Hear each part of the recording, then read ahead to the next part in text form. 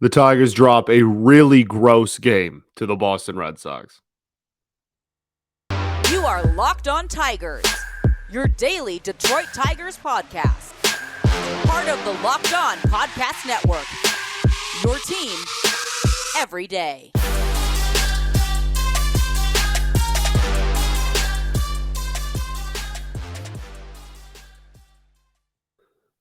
What is up, everybody? Welcome back to another edition of Locked On Tigers. I'm, of course, your host, Scott Bentley. Today is Thursday, April 14th, 2022.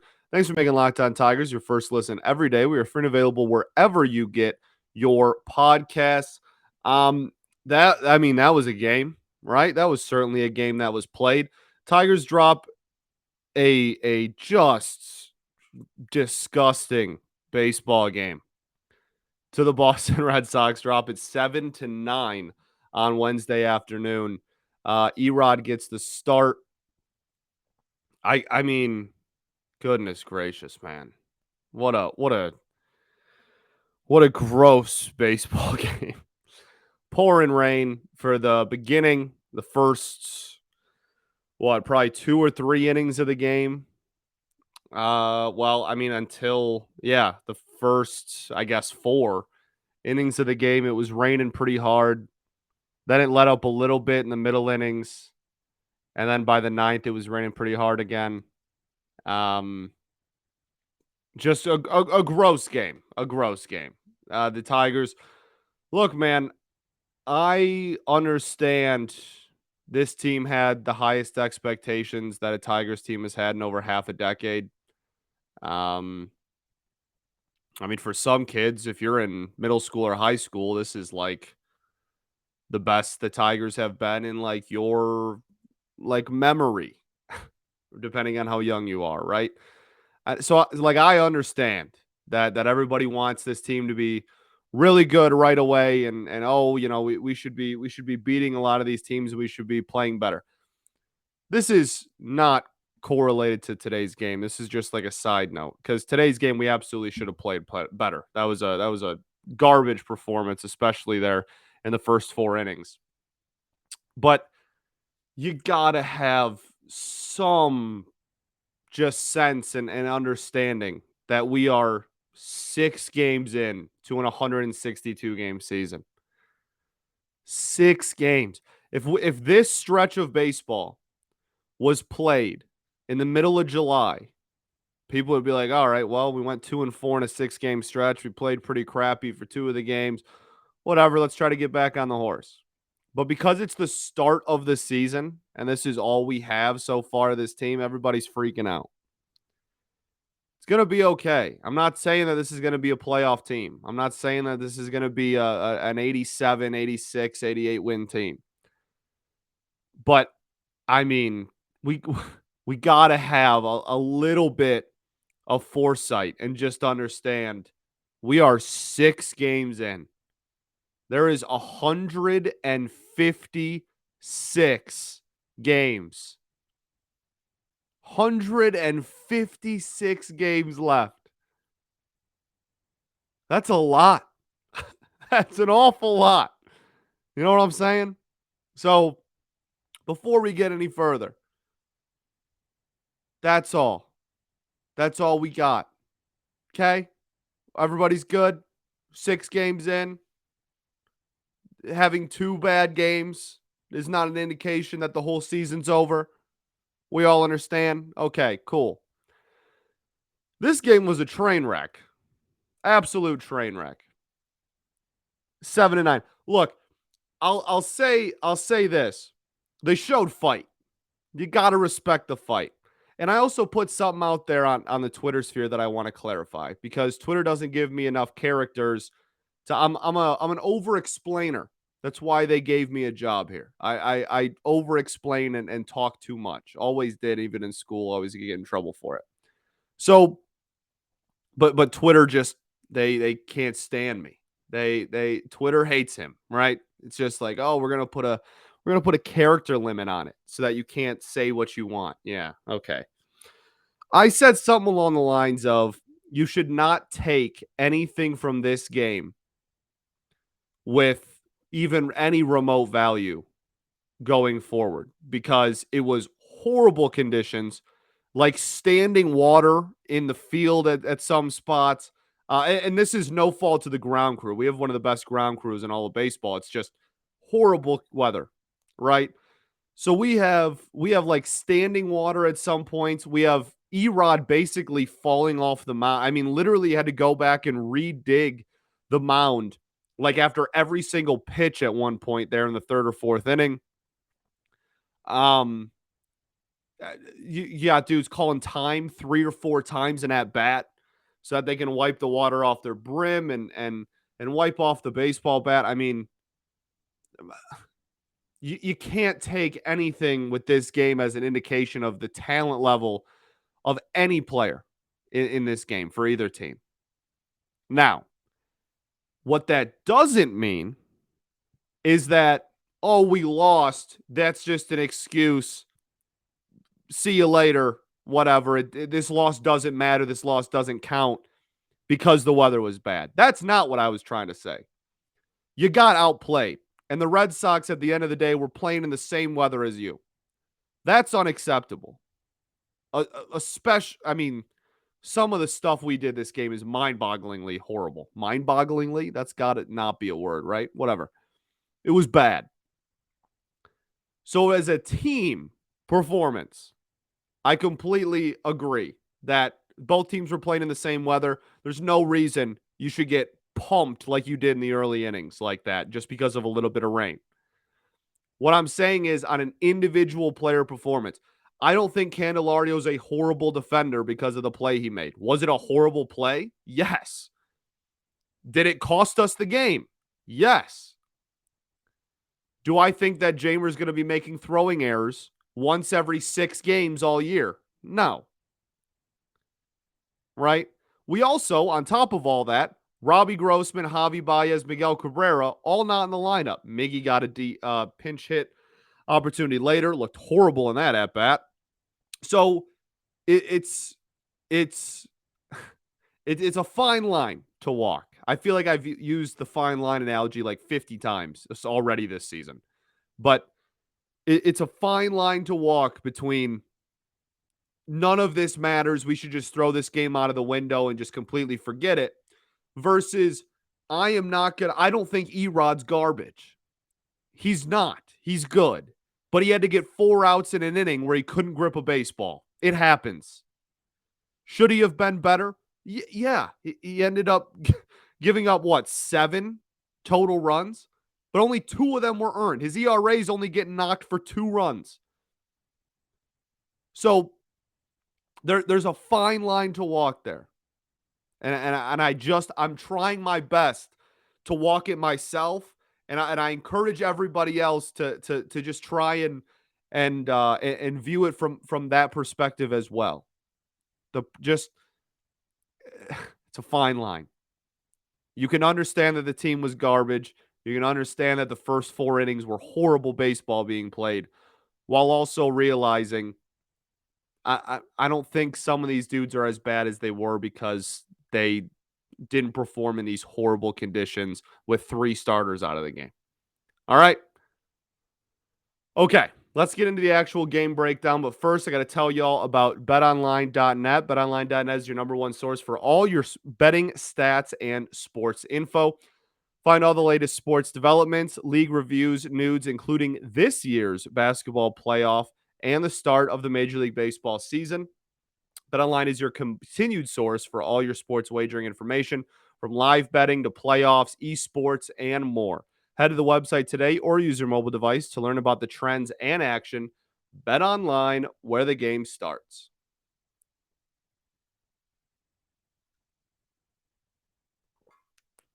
All right, everybody, we are back here for segment 2 at Locked On Tigers. Thanks for making Locked On Tigers your first listen every day.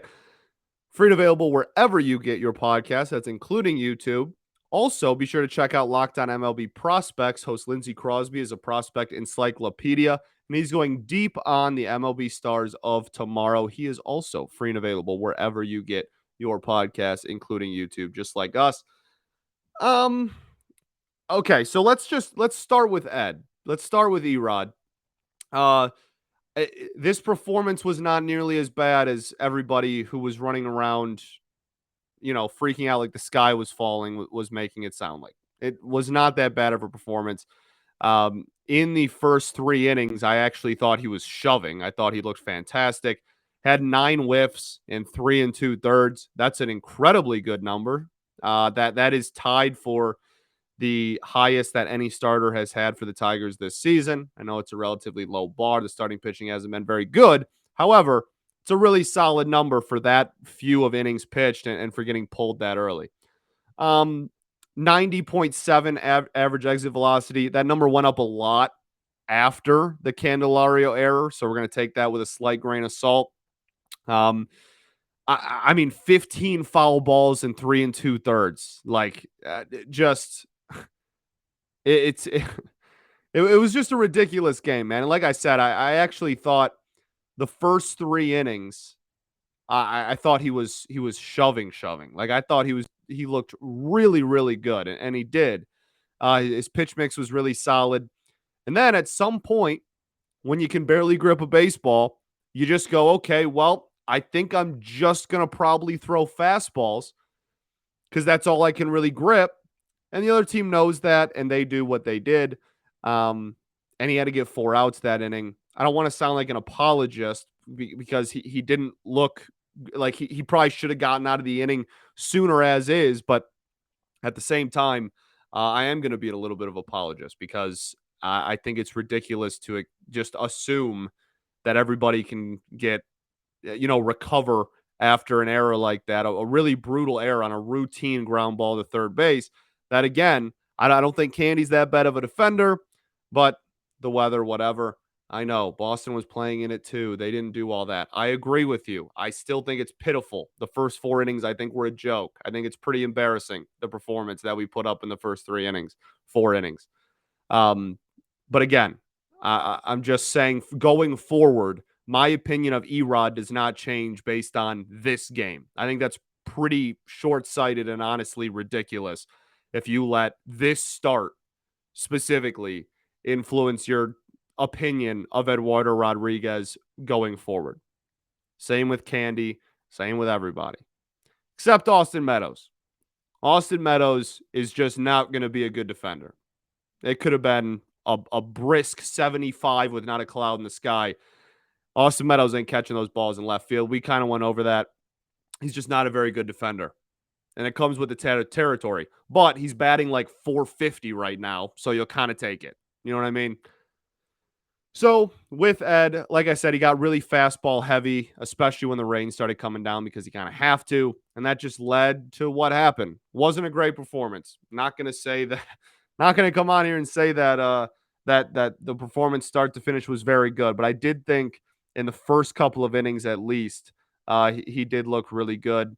And then it just fell apart when the error happened. And then no left field defense. And then it just kept going and going and going. As far as everybody else that pitched in this game, Ronnie Garcia, I didn't think looked that bad.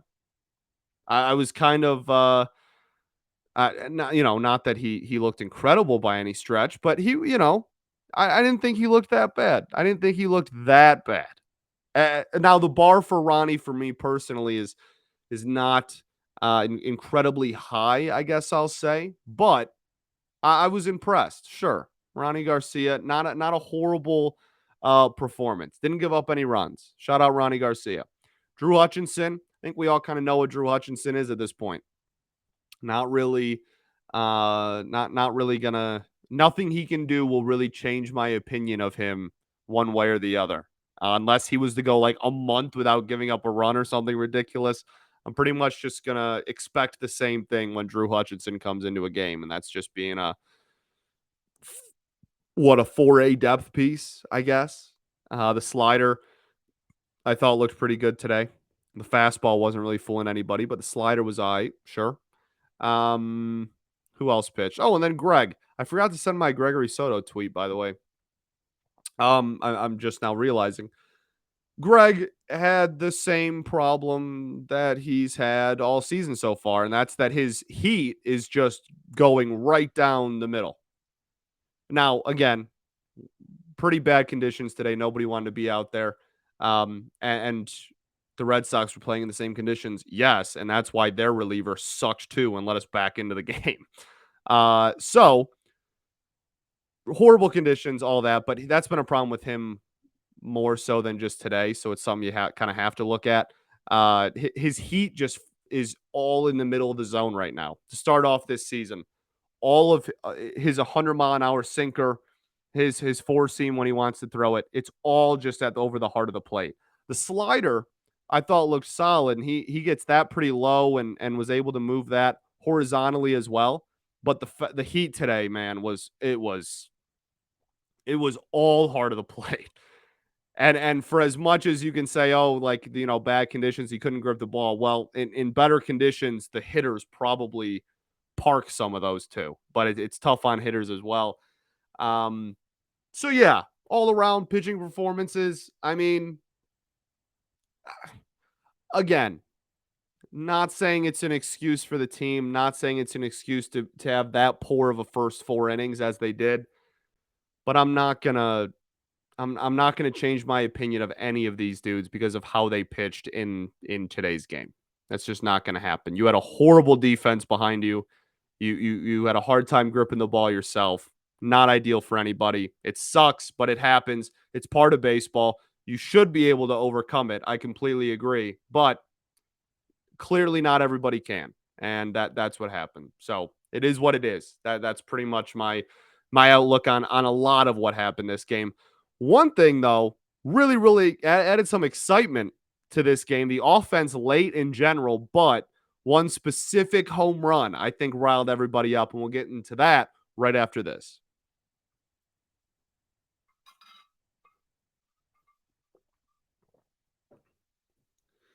All right, everybody. Welcome back to our third and final segment here at Locked On Tigers. Thanks for making Locked On Tigers your first listen every day. Free and available wherever you get your podcasts, including YouTube.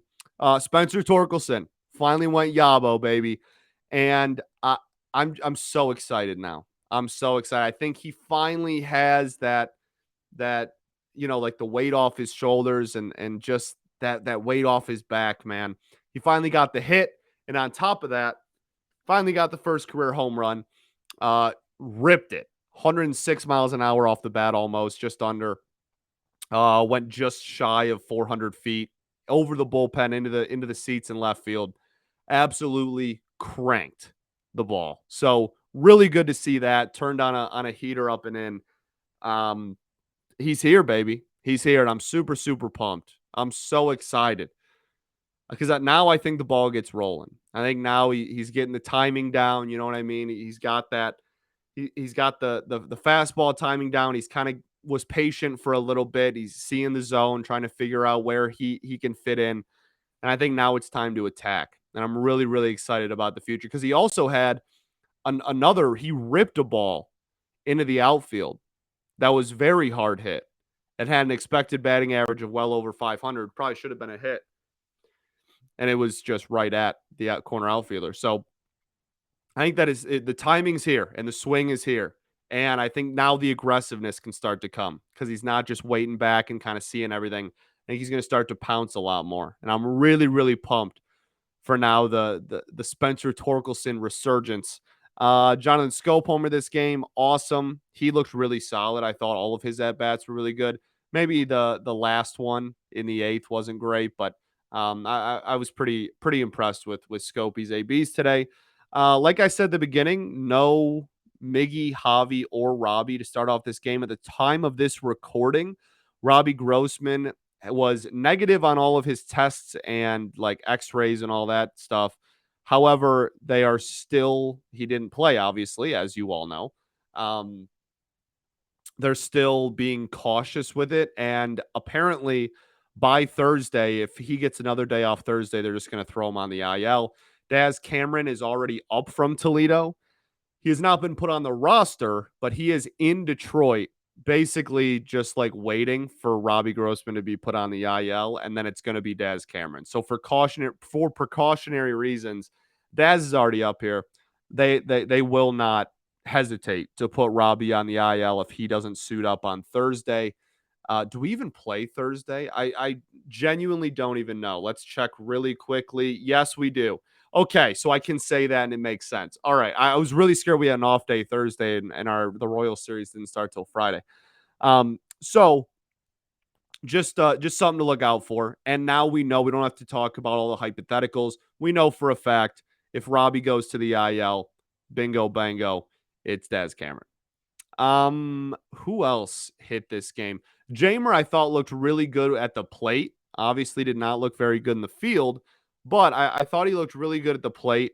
That double late, he just a heater with tail at his eyes going away, and he just still turned on it and got a double off it. Dude is unreal. I'm really pumped for the full season that he can put together. Um, Hayden Harold. Let's give Hayden Harold his credit. Was in at shortstop this game for Javi. Javi didn't play because he had a sore thumb, by the way. Not a Miggy's was a scheduled day off. Robbie, we've talked about. Javi sore thumb. So those are the reason for those three not playing. But yeah, Hayden Harold, man, 2 for 4 with a walk. I mean, what a dog. What a dog. My 300 batting average, yet somehow still a sub 700 OPS king. I don't even know how he is a real person, but it is remarkable, and I love him to death. I thought the offense, just as a whole, for the first, like we talked about, outside of the scope homer, I mean, for the first 5 innings, it was putrid. It was really bad. They weren't working very many counts. I guess super early in the game, I thought they were better, and then once everything kind of exploded, it went away. Which it's tough to be in a really aggressive mindset when you're down 6 runs in the pouring rain, I guess. But you know, you're still professionals and getting paid a lot of money. Let's buck up, and they did. So not even slander. They did buck up. That inning, the big inning, very impressive for a lot of reasons. One was the patience. Austin Meadows is not a very good hitter against left-handed pitching. And I know he got hit, so like kind of a bailout almost, but he still worked the count full and spit on a lot of low sliders. And that those sliders low and away on lefty matchups are brutal. I mean, Akil Badu, 2 batters before him, struck out on that, right? So also I don't mind at all Badu getting that at bat. I guess they didn't really have a choice unless you were going to pinch hit Garneau. But I don't even think you really have any. You don't have any other outfielders to put out there. You would have had to move Hossie to corner outfield, and then Garneau to catcher. Yeah, that would have been. You would have had to do some mental gymnastics there for that one. But, yeah, I was really impressed with the patience that inning, and I think if we had that approach at the plate earlier, we might have had a different outcome. Now, in general, we had 5 unearned runs and lost by 4. So, or what, 2? We lost by 2, right? It was 9-7. Yeah. So just in general, if that error doesn't happen, if Jamer throws him out at first base, we're talking about a much different ball game here. Much different ball game. Now, they might go to different relievers out of the pen, but their bullpen's kind of shot right now too. You can't really play that game in baseball because so many different things would have happened afterwards, right? But it certainly would have been a much different ball game if we didn't give up 5 unearned runs off of poor defense. 5. That is unbelievable. 5 unearned runs. Man, what a brutal game. It was just a gross, just bleh, everything about it. Just a gross game, except for that one inning where the offense woke up. Eric Haas struggling a little bit as far as like his hit production. I still am not worried because I still think he's taking really good at bats. I kind of talked about that. Was that yesterday or 2 days ago? I praised him. I don't know. Sometime this week I've praised him. I still believe all that. And I think the hits will come. Just getting a little partially unlucky and still having some strikeouts mixed in there. But I still really like his approach at the plate this season. What else? I think that might be it. Victor Reyes. Shout out Victor Reyes, man. I deserve to he deserves a shout out because that's a dude that has been, for whatever reason, very controversial, and I have voiced my opinion on quite a bit because he is controversial. Never said he didn't have a spot on a major league ball club. That's for sure. And he's been really impressive this season, especially stepping up in that role where we've had so many injuries and he's had to kind of just be one of the guys that has to step up and be productive. These losses certainly aren't on Victor. So shout out Vic. And then yeah, Austin Meadows just continues to rake. I think that's everything I wanted to cover. Torkelson first bomb. Torkelson first bomb. And a 2-hit game. Had a nice single into left too, man. Oh, he's here. He's here. It's time, baby. It's time. He's here. I think that's all I wanted to cover today. Thanks for making Locked On Tigers your first listen every day. Now make your second listen Locked On MLB. Host Paul Francis Sullivan, please call him Sully, brings you his unique perspective on the major leagues past and present. It's free and available wherever you get your podcast, including YouTube, just like us. That'll do it. A little bit of a shorter episode today, but we've been running long the last 3 or 4 days. So we're about due for a little bit of a shorter ep. Tomorrow, Kansas City, it will be Mize versus who do you think they have going out for them? Oh, Brad Keller. Okay, so Mize versus Keller for tomorrow night in Cincy, 8:10 start. That'll be a fun one. I'm so glad night games are coming back, man. I'll be honest with you. I cannot stand day games. And like people get so mad at me when I say that because like baseball really is like originally, obviously before they had big lights then you could play in the nighttime, is like was built to play in the daytime. But I I can't stand day games, man.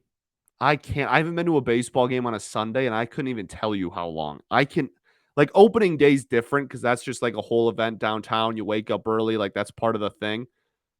Like a day playoff game? Gross, dude. Oh my gosh. Like what a horrible planning that is. Just I'll take a night game over a day game every single day of the week. Haha, get it? So I'm glad that we're going to start getting some night games mixed in here again. Usually they always do this, right? The first couple of weeks that they always play just a bunch of day games. But I'm glad that part of us is almost behind us. I'm ready for just night games every night, baby. I'm so tired of day games. Okay, now I'm actually done. Peace and love. Going to therapy's dope, and I will catch y'all tomorrow. Hopefully, recapping a win. Lost the first 2 series against better teams. The Red Sox and White Sox are better teams.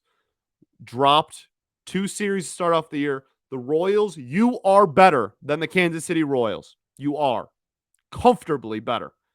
You have more talent. You have more pitching. You have a better offense. You are better. Go prove it this weekend. All right? See you tomorrow. Peace. Go Tigers.